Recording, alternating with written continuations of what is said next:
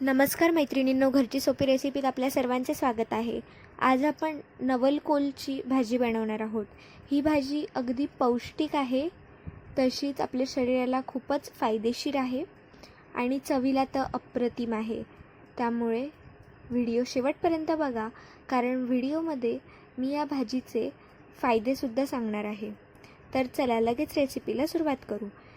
ह्या बघा, अशा प्रकारे हे आपले नवलकोल दिसतात। आता मी यांना तुम्हाला साफ करून दाखवते की कसे तुम्हाला यांना साफ करायचे आहे। सर्वात आधी बघा, अशा प्रकारे याच्यावरची आपल्याला साल काढून घ्यायची आहे। मैत्रिणींनो, नवलकोल पचनासाठी खूपच चांगले आहेत, कारण त्यांच्यामध्ये आपल्याला खूप प्रमाणात फायबर्स मिळतात आणि कमी कॅलरी असल्यामुळे हे नवलकोल आपले वजन कमी करायला सुद्धा खूप मदत करतात। त्यामुळे ज्या बाया किंवा माणसं डाएटवरती आहेत त्यांच्यासाठी ही भाजी खूपच फायदेशीर आहे। आता अशा प्रकारे मी नवलकोल कापून घेतलेले आहे। दुसऱ्या ठिकाणी लगेच आपण कढई ठेवून घ्यायची, गॅस लो फ्लेमवर चालू करायचा आणि त्यात तेल घालून घ्यायचं आहे। तेल जसं गरम होईल आपण त्यामध्ये मोहरी घालून घेणार आहोत। मोहरी छान तडतडली की आपण त्यामध्ये जिरं घालून घेणार आहोत। आता जिरंला सुद्धा छान तडतडू द्यायचं, तोवर त्यामध्ये लसूण घालून घ्यायचं आहे। लसूण अगदी बारीक चिरून घालायचं आहे, जेणेकरून त्याचा फ्लेवर अधिक वाढतो। आता या ठिकाणी मी कांदासुद्धा बारीक चिरून घालून घेतलेला आहे। सर्व सामग्रीला अगदी छान आपण मिक्स करून घेणार आहोत आणि कांदा ट्रान्सल्युसंट होईपर्यंत आपण ह्या मसाल्याला शिजू देणार आहोत। आता बघा, आपला कांदा छान ट्रान्सपरंट झालेला आहे। यामध्ये आता मी घरचा मसाला घातलेला आहे, हळद घालून घेतलेली आहे, लाल तिखट घालून घ्यायची आणि त्यासोबतच या ठिकाणी चवीनुसार मीठ घालून घेतलेलं आहे। सर्व मसाला अगदी एकजीव करून घ्यायचा आहे।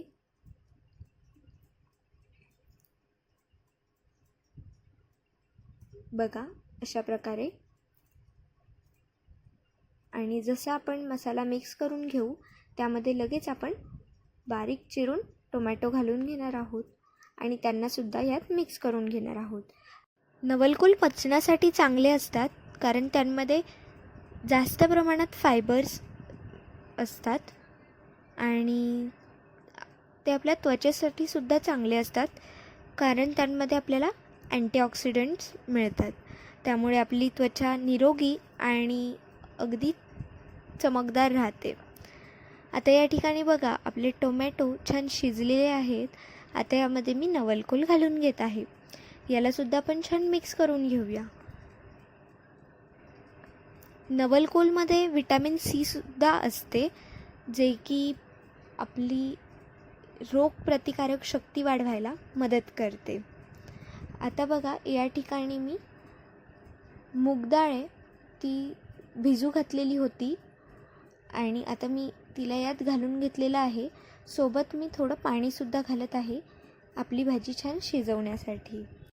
तसंच ह्या भाजीमध्ये पोटॅशियमचं प्रमाणसुद्धा जास्त असतं, जे की आपलं ब्लड प्रेशर म्हणजे BP कंट्रोल करण्यासाठी मदत करत असतं आणि यामध्ये कॅल्शियम आणि मॅग्नेशियमसुद्धा भरपूर प्रमाणात असतं, जे की आपल्या हाडांसाठी खूप महत्त्वाचं असतं, जेणेकरून आपले हाडं मजबूत होतात।